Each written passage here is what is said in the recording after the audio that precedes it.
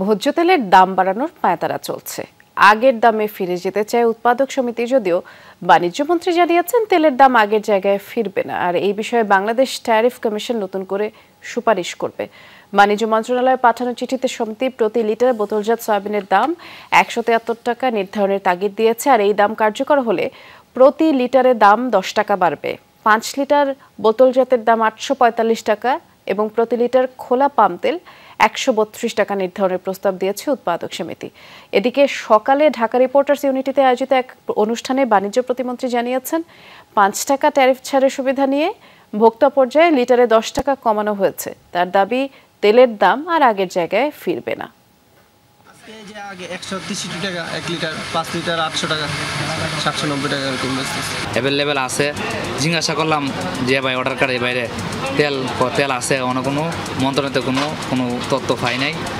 আমরা মাল আগে রেটে দেওয়া দেবে। বর্তমান আমদানি মূল্য, আপনারা জানেন যে ট্যারিফ কমিশন একটা আমদানি মূল্যের উপরে নির্ধারণ করে প্রাইস ঠিক করে। সো আমাদের ট্যারিফ কমিশন কাজ করতেছে কি দামে তারা র ম্যাটেরিয়াল আনতেছে, তার সাথে যৌক্তিক প্রসেসিং ফি ধরেই আমরা একটা দাম নির্ধারণ করে দিব। আগের দামে ফিরে যাওয়ার কোনো সুযোগ নাই।